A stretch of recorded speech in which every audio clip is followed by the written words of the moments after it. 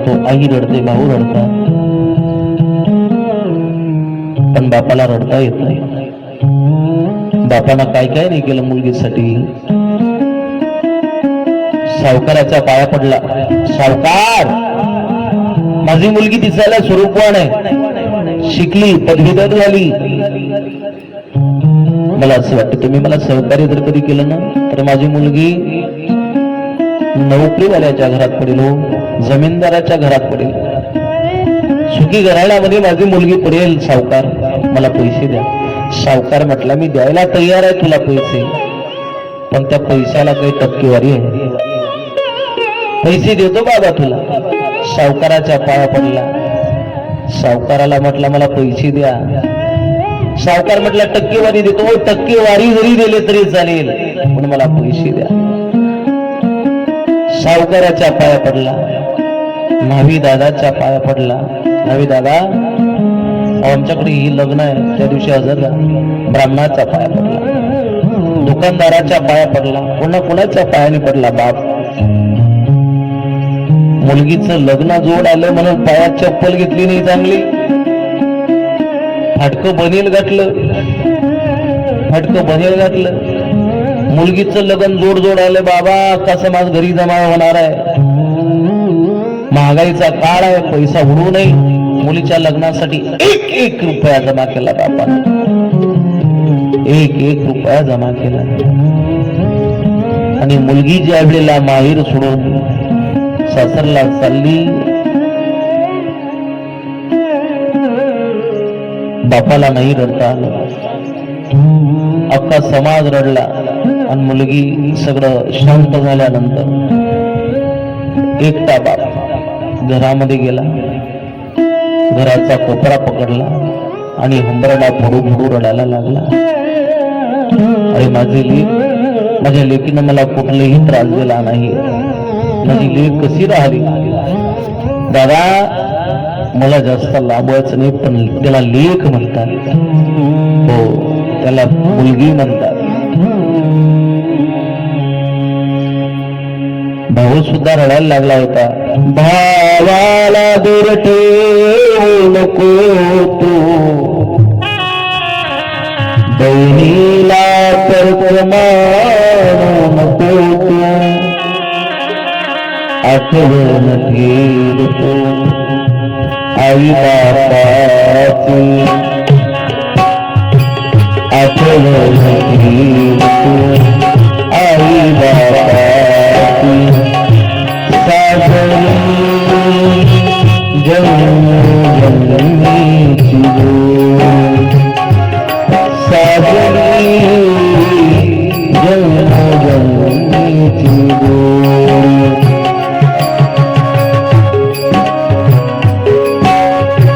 बहीण गावी सासरवारी, भावाची गोडी, ओ भावाची गोडी, नेसली मायेची सारू, नेसली मायेची सारू.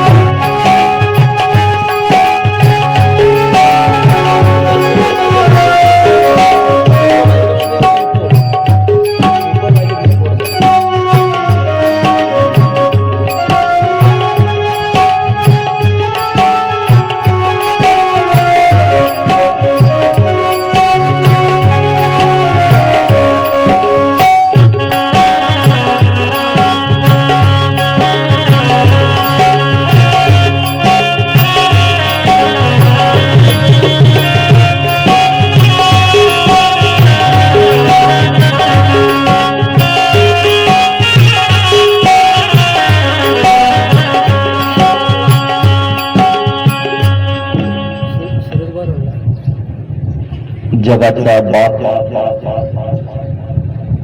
मुलगी झाला.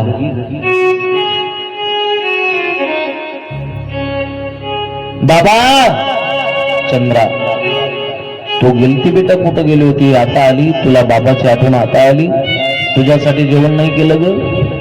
बाबा मी जाणार नाही. खेळ बंद पडला बेटा, 1 महिना झाले. 1 महिना झाला खेळ बंद पडला. बाबा उद्यापासून कार्यक्रम चालू. उद्यापासून कार्यक्रम सकाळ झाली आणि जगन्नाथ भगवंताचं चिंतन केलं. जगन्नाथ भगवान की. आणि बस जे कार झाला आणि मुलगी दोरावरती चालायला लागली. बाप ढोल वाजवायचा, पण वयोवृद्ध झालेला बाप वाजवता येत नव्हतं, अंगात ताकद नाही. आता काय करावं, जगाचा 10-15 दिवस बापानं कसं तरी वाजवलं. आणि मग नंतर 15 दिवस झाले. 15 दिवस झाले वाल्मिक महाराज आणि देवाले घरची आठवण झाली. पत्नीला आपण सांगितलं होतं की मुलगी बन. आता इथं कपडे पडले, आता कपडे का हातानं धुवा. कोणाला? देवाला चिंता पडली. किती दिवस बाहेरचे वडापाव खाऊन जीवन जगू आता? किती दिवस हॉटेलचे भजे खाऊ, किती दिवस हॉटेलच्या कचेऱ्या खाऊ. आता आपल्याला पत्नीकडे जावंच लागेल. तिथं तरी काहीतरी व्यवस्था लागेल ना आपली. आपण इथं तर आलो कधी क्षीरसागरामध्ये का सागरातलं पाणी प्यावं. आता सागरातलं पाणी खारट आहे. जगाच्या बापानं तिथून जगन्नाथपुरीमध्ये आला, आवाज दिला, बाबा अहो तुमच्याकडे मला काही काम मिळेल का? लका कोलाटी म्हटलं कोण आहे? ओ बाबा कुठलंही काम तुमच्याकडे मिळेल का मला? रूप धारण घेतलं एका गड्याचं. अरे तू कोण आहे? मी कुठलंही काम करायला तयार आहे बाबा, माझं नका विचारू, माझं नाव आहे विठ्या. काय नाव सांगितलं? माझं नाव विठ्या. अरे बाबा माझ्याजवळ कुठलं काम नाही, माझं काय शोरूम आहे हिरोचं, माझी काय हॉटेल आहे की माझी कंपनी आहे? आमची एकच कंपनी आहे, फक्त ढोल वाजवायचं आणि मुलगी जरूर नसते. बाबा ढोल वाजवायचं काम मी करेल. देव म्हटला ढोल वाजवायचं काम मी करेल. अरे ढोल वाजवून घेईल बाबा मी. हो बाबा करतो ना मी, तुम्ही कशाला त्रास घेताय? तुम्ही कशाला वाजवतात? मला फक्त एका टाइमची रोटी द्या, एका टाइमचं जेवण द्या. चंद्राला विचारलं, चंद्रा अगं कोणीतरी विठ्या नावाचा मुलगा आला. चंद्रानं बघितलं. चंद्रा म्हटली हे जनावर अडी आला आता. नाही चित लागलं घरी. आणि लगेच रुक्मिणीनं वडकलं. आता काय करावं? रुक्मिणी म्हणाली बाबा सांगा त्याला ढोल वाजवा. आणि मग जगाचा बाप ढोल वाजवायला लागला. मुलगी दोरावर नाचायला लागली. अख्खा समाज गोळा झाला. अख्खा समाज आनंद घ्यायला लागला त्या खेळाचा. एक दिवस तो राजा तिथं आला. एवढी गर्दी कशाची? त्यानं बघितलं दोरावर चालणारी मुलगी. त्यानं दोरावर चालताना बघितली. त्याला असं वाटलं ही मुलगी तर आपली पत्नी आहे. ही इथं आली कशी? चंद्रेचा पती. ती मुलगी बघितली दोरावर, घरी गेला. घरी बघितलं तर काय, मुलगी तिथं जी दोरावर आहे ती उभी आहे आणि ही घरात आहे. ही आपली पत्नी, ही साईड बरोबर तिथं आहे, सेम आहे. चंद्राला विचारलं का ग तुला बहीण आहे का? म्हटले मला बहीण नाही, मी एकटीच आहे. मला जन्माला घातलं तेव्हा माझी आई वारली. मग ती दोरावर नाचती ती कोण आहे? मला माहित नाही. अगं तुझ्यासारखीच आहे, तुझ्यासारखीच सेम आहे, दिसायला सेम आहे, डबल रोड. चंद्रेला नेलं. ओरिजिनल चंद्रा तिथं गेली. बघितलं का? आणि त्या ढोल वाजवणाऱ्याचा हात पकडला. अरे साप, त्या दोरावरती नाचणारी कोण आहे? म्हणे लका कोलाटेची मुलगी. नाही, लका कोलाटेची मुलगी नाही. बापाचा जोड गेली. बाबा रडायला लागले. बाबा मला माफ करा, बाबा मला माफ करा. राजानं माझं हरण केलं होतं बाबा, मला माफ करा, मी नाही गेली होती बाबा, पण ही दोरावर नाचणारी मी नाही, दोरावर नाचणारी मी नाही, मग दोरावर नाचणारी कोण आहे, दोरावरती चालणारी कोण आहे? निर्बंध केला, विचारलं की तू कोण आहे? मी तुमची चंद्रा नाही, तू माझी चंद्रा नाही, माझी चंद्रा ही दोरावरती नाचणारी चंद्रा नाही, तर जगाच्या आईनं, जगत जननी जगत भवानीनं दर्शन दिलं, प्रगट झाली.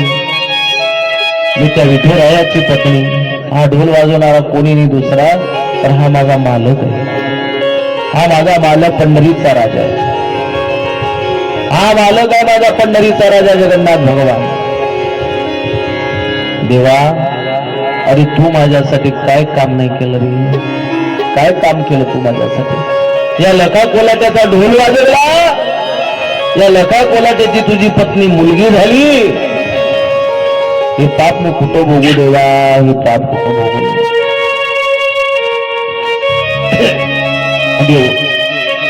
देव सुद्धा रडायला लागला आणि सज्जन कसाई सुद्धा, लाखा कोलाटी सुद्धा हंबरडा फोडायला लागला. बाबा रडू नका, डोळे आसरू पुसा बाबा डोळे. अहो, मी भक्ताचं काम कुठलंही असलं तरी मी केल्याशिवाय राहत नाही, भक्ताचं नीच काम जरी असलं तरी मी करतो, पण माझा भक्त कसा पाहिजे? माझा भक्तही निष्ठावान असायला पाहिजे, माझा भक्तही निष्ठावान असायला पाहिजे.